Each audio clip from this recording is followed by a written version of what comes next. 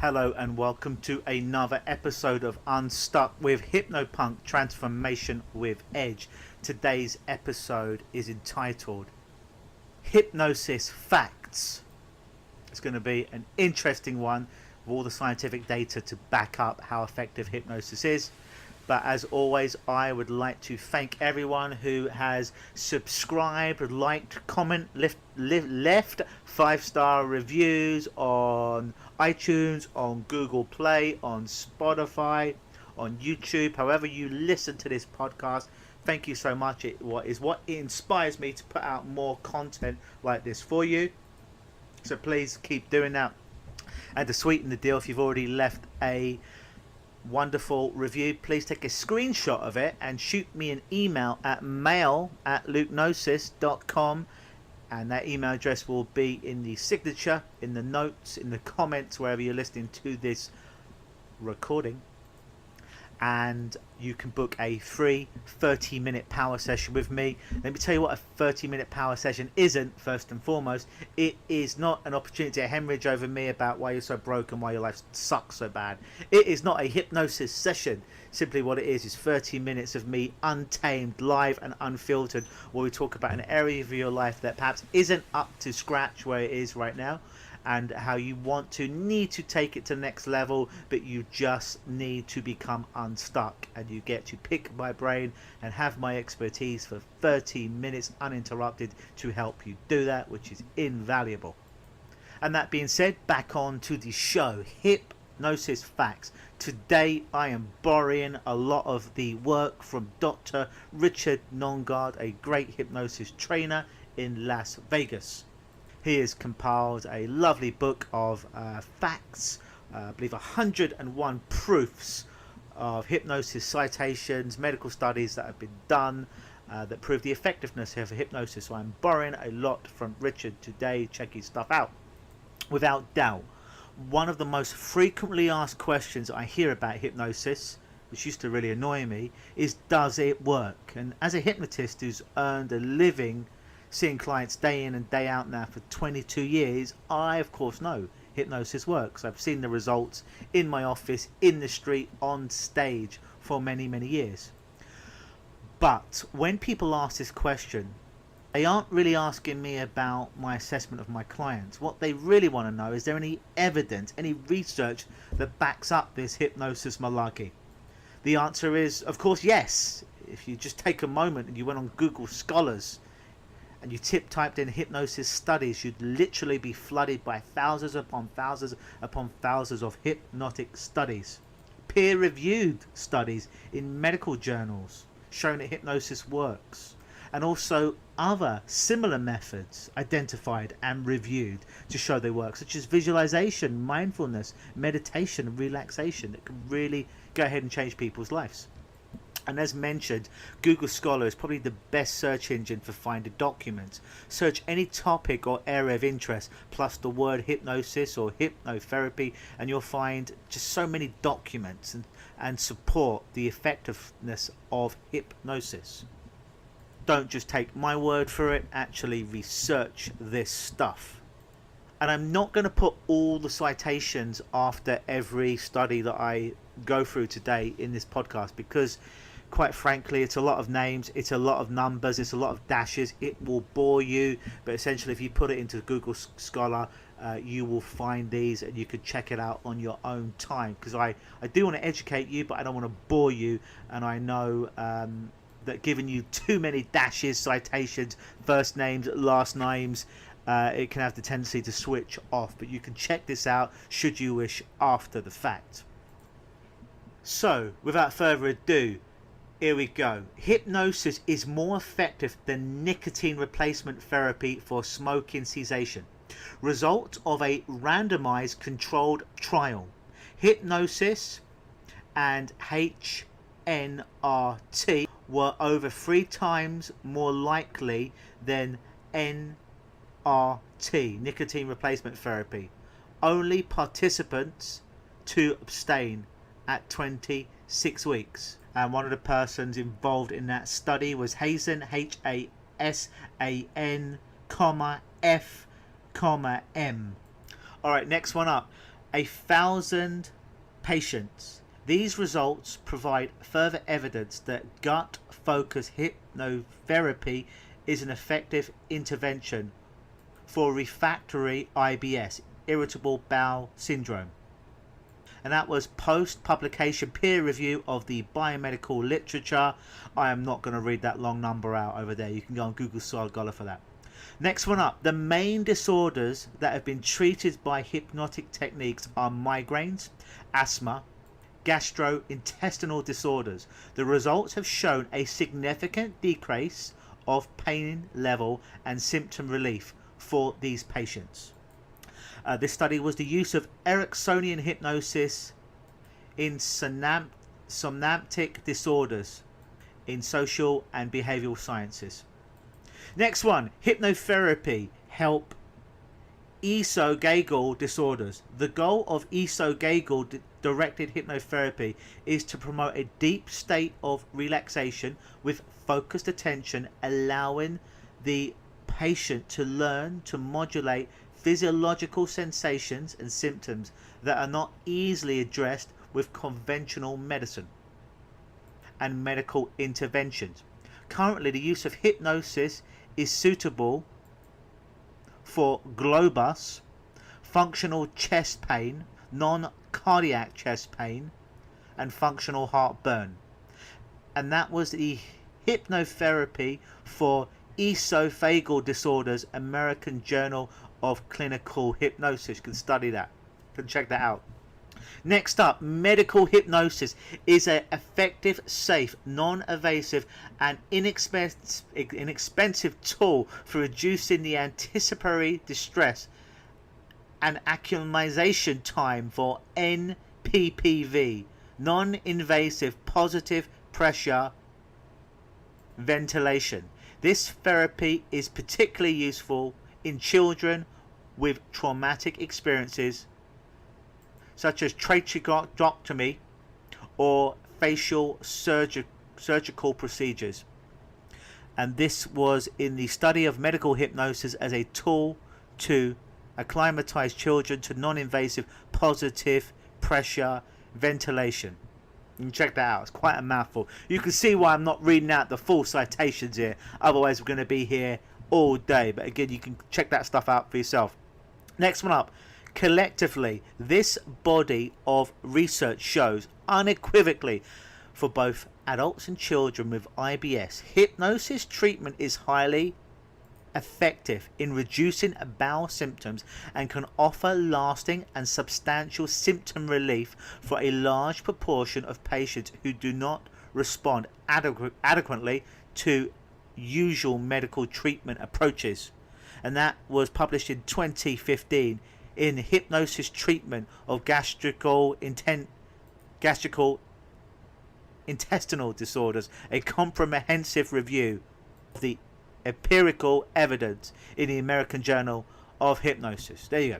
Next one up, GHT, gut-directed hypnotherapy, improves IBS-related quality of life, is superior to supportive medical treatment alone, and shows a long-term effect even in refractory IBS. And that was published in 2013, long-term success of gut-directed group hypnosis for patients with refractory irritable bowel syndrome. Next up, hypnosis significantly alleviates pre-operative anxiety. And this was published in 2006. Hypnosis reduces pre-operative anxiety in adult patients. You can check that out. Next one up, self-hypnosis training represents a rapid, cost-effective, non-addictive and safe alternative to medication for the treatment of anxiety-related conditions. The tremendous volume of research provides a compelling evidence that hypnosis is an effective treatment for state anxiety, e.g. prior to test, surgery and medical procedures, and anxiety-related disorders such as headaches and irritable bowel syndrome. And that was published in 2010 in a study which is entitled Hypnosis in the Treatment of Anxiety and Stress-Related Disorders. Next up, the results have shown that 73% of self-hypnosis subjects reported disappearance of tinnitus during a treatment session. Tinnitus, ladies and gentlemen, is the ringing of a bell essentially in your ears, as compared to only 24% in the brief auditory stimulus group. Moreover, the short-term 1 week and long-term 2-month symptoms profile of only SH subjects revealed a significant improvement. That was published in 1990, the efficacy of self-hypnosis for tinnitus relief. Next up, it was concluded that hypnosis combined with NP compares favourably with standard behavioural counselling in general long-term quit rates. This was published in 2008 in a study entitled Hypnosis for Smoking Cessation, a randomized trial of nicotine and tobacco. Next up, breast cancer. The results support CBTH, cognitive behavioral therapy plus hypnosis, as an evidence-based intervention to control fatigue in patients undergoing radiotherapy for breast cancer. CBTH is non-invasive and has no adverse effects, and its beneficial effects persist long after the last intervention session. This was in a study published in 2015, randomized controlled trial of cognitive behavioral therapy plus hypnosis interventions to control fatigue in patients undergoing radiotherapy for breast cancer. Next up, hypnosis appears to reduce perceived hot flashes in breast cancer survivors and may have additional benefits such as reduced anxiety and depression and improved sleep. This was published in 2009 in randomized trial of a hypnosis intervention for treatment of hot flashes among breast cancer survivors. Next up, smoking cessation. 81% quit smoking with hypnosis, and the majority of those who quit remained smoke-free a year later. This was published in 2004, clinical study, clinical hypnosis for smoking cessation, preliminary results of a 3-session intervention, and this was published by the International Journal of Clinical and Experiential Hypnosis. Next up, results indicated significant increase in gynecological examination pain and in several measures assessing intercourse pain and non-significant increases in threshold. Some incidents of non-clitoral vulvar pain decreased over sexual function, particularly sexual satisfaction increased as post-treatment. That was published in 2007. Original research, sexual pain disorders, effectiveness of hypnosis for the treatment of vulval syndrome. That is quite a mouthful. That's what he said. Next one up, studies report positive results including statistically significant reductions in pain and anxiety distress. Published in 2006. In a study entitled Hypnosis for the Procedural Related Pain and Distress in Pediatric Cancer Patients. Next up, weight loss. Hypnosis helps people lose weight in both the short term and long term. In other words, hypnosis helps people keep from regaining weight. This was in a study published in 1996 entitled Hypnotic Enhancement of Cognitive Behavioral Weight Loss Treatment and Other Meta-Analysis in the Journal of Consulting and Clinical Psychotherapy. More proof. Chemotherapy patients had less anticipatory and chemotherapy-induced nausea and vomiting, and feeling better is the first step in recovery. That was published in 2007 in a study entitled Hypnosis for Nausea and Vomiting in Cancer Chemotherapy. Next up, hypnosis controls pain. Hypnosis has direct effects on many sites involved in the experience of pain. Not fame, although sometimes it can be painful, as is evident with a lot of these Hollywood stars that get addicted to all kinds of bad substances. That was published in 2009. The study was Hypnosis for Chronic Pain Management, A New Hope Pain. Next up, heart failure patients reported symptom-related quality of life was improved when relaxation, meditation and guided imagery strategies were used to manage symptoms. This was published in 2016, a symptomatic review of relaxation, meditation and guided imagery strategies for symptoms management of heart failure in the Journal of Cardiovascular Nursing. Presently, there is moderate support for the integration of hypnotic techniques in the treatment of a number of medical problems. This critical review of the research literature focused on the empirical research on the effectiveness of hypnotic treatments as adjuncts to medical care for anxiety related to medical and dental procedures, asthma, dermatological diseases, gastrointestinal diseases, nausea, and other gynecological surgeries. This was published in 2000 in the study Imperial Findings on the Use of Hypnosis in Medicine, a critical review in the International Journal of Clinical and Experimental Hypnosis. This time series study reports results of a 6-session self-hypnosis treatment, relaxation, deepening imagery and home practice for 3 HIV positive men suffering from the later stages of HIV and HIV medications. Post-treatment in all 3 patients reported significant reductions in daily itch severity and extent of sleep disturbances due to itch. One patient also evidenced significantly less itch distress. Another also experienced significantly less time bothered by itch. For the 2 patients on which a 4-month follow-up data was available, treatment benefit across variables was stable or further improved. This was published in 2002 in the Effectiveness of Hypnosis in the Treatment in People with HIV/AIDS, a time series analysis journal in the Journal of Clinical and Experimental Hypnosis. Subjects with warts on their hands or feet were randomly assigned to a hypnotic suggestion, tropical acid or placebo, or no treatment control condition whatsoever. Subjects in the 3 treatment groups developed equivalent expectations of treatment success. Nevertheless,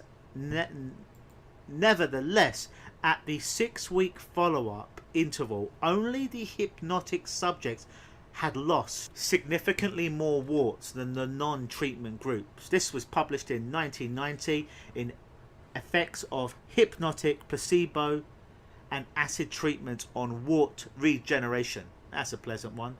And that's in the Psychosomatic Medicine Journal. Results demonstrated that the end of intervention, patients in the hypnosis group had significantly better overall quality life and less levels of anxiety and depression when compared to the standard care group. It is concluded that hypnosis is effective in the treatment to enhance the quality of life in terminally ill cancer patients.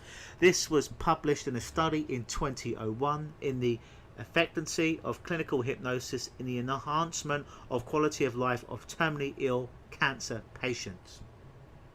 So there you have it, guys. You have many citations there, and I don't want to bore you with any more, but I wanted to give you the evidence that you're too lazy to go out there and find on yourself for Google Scholar. But it just goes to show there is so much evidence out there of hypnosis being effective in medical situations, specifically in stopping smoking, specifically in losing weight, specifically in controlling the symptoms of depression and anxiety, and also controlling physical pain, whether that be anticipatory pain or chronic pain. It's all out there, the research, guys. So do the research for yourself, or listen to this podcast, as dense as it was today. Because hypnosis is effective, and it's been there for literally thousands of years, helping people. Don't believe me, don't believe another guru. Go do the research yourself, and you'll find many, many studies out there to prove the effectiveness of hypnosis.